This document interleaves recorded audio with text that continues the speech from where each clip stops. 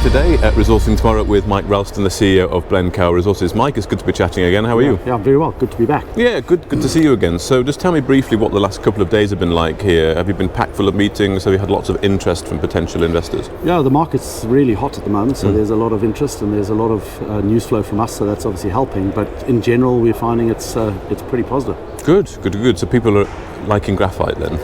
Yeah, I think critical graphite. Minerals in general has got a lot of buzz at the moment, but graphite for us obviously, and there's definitely a lot more attention than there was before. Good.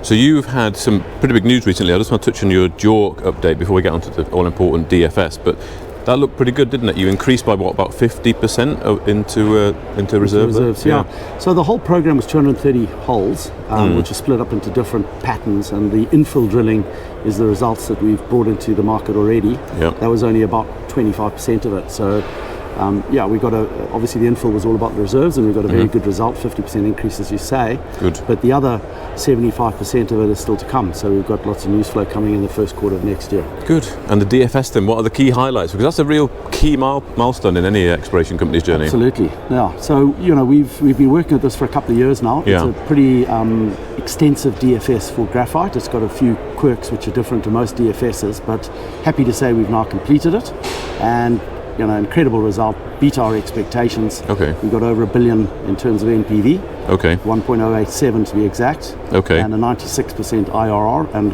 over $2 billion of free cash, and that's just from the first 15 years life of mine. We've drilled about 2% of our deposits, so this will continue for a long time, and that number will just continue to roll. So that's clearly economic. I mean, what are you looking at in terms of capex and opex? Yeah, so we've got a two-staged approach in terms of building this. We've got an initial phase, which is we call P1 production, which is a small-scale plant that gets us up and running as quickly as we can. Yep. That's going to be around about $40 million US. Okay. And then as we expand it and ramp up and include the all-important downstream beneficiation facility, that's another 120. So we're either going to do it in a two-staged funding, which we do the first and then build it and then do the second, or we'll just wrap it all up in one. Right, okay. Well, the first phase, that 40 million, that shouldn't be too hard to find, I guess. Ironically, it's sometimes easier to raise more money than it is to raise less. But look, we've had a lot of interest already, and I'm going to be over in the US next week, in New York and then Washington. There's a lot of interest from some really senior people, and the usual people, the Exums and the Orions and the DFCs and JP Morgans, they're all interested. Okay. So we've got some great meetings, and we're hoping we're going to get a good show out there. So it could look more like an equity stake rather than like a prepayment offtake. It could be anything. It's probably unlikely that we'll get funded from the off-takers. We've already spoken to them, but there's funds that are interested, there's strategics that are interested, and obviously the States is really buzzing for critical minerals supply chains at the moment. Absolutely. So I'm hoping that we'll find one of the big players out there that's interested to come and join us. DFC already gave us a $5 million grant, so they've already got involvement with us. Right. And the concept was that they would advance that through to the next stage of funding anyway. Right. But nothing's ever for certain, so we've obviously got to go and present our DFS to them and what our plan looks like going forward. So in terms of the sort of the supply chain, if you like, you talk there about the small scale, so that will be producing just a graphite that can be used, but it's not taken to an anode point of view. No. So the typical graphite producer will produce a concentrate, which is about, for us, 96%. Okay, yeah. And that's what most graphite producers will only produce. But we see a lot of sense in going one step further, which is beneficiating to the 99.95 spheronized purified graphite, the SPG. Yeah. It has a lot more value. And we want to be involved in that value. So that's probably one of the reasons our DFS took a bit longer. We were adding that into it, and it looks very, very, very promising. So we're going to build our strategy around that too. But that only comes in the second stage. Absolutely. And are there any restrictions with the operating jurisdiction with beneficiation, or are you good to do the concentrate?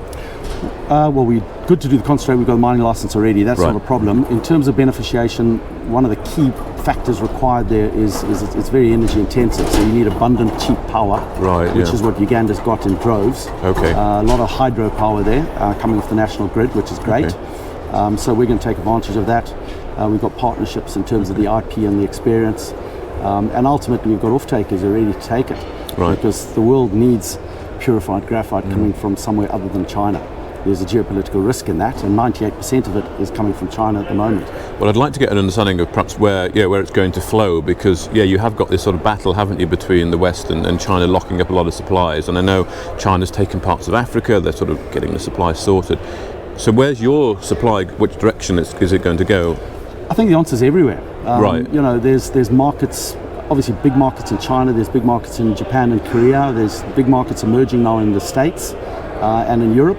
And everybody who wants it has a pathway of wanting more. So it's all about creating an initial relationship, which is what our first stage is all about. Small amounts into lots of different people. Right. All of them are saying they're going to grow, and we're going to grow with them. And we will also evolve to have new offtake arrangements as we go into the second stage as well. Okay. So, it's a field that is definitely changing and evolving all the time, and we will evolve with it. Mm-hmm. Excellent. So just on phase one then, about 40 million, and that will get you into positive cash flow, revenue? And the whole point for us of phase one had to be cash flow positive from the start. We don't want to be obviously a loss-making operation. So that's enough scale to make profit, but it's not the end game. Phase two, we ramped that up to 70,000 tonnes and then starts to make proper money. Right. And the SBG beneficiation plant makes good money as well. So phase one is about getting into production quickly. It's about learning how to mine it, process it, sell it.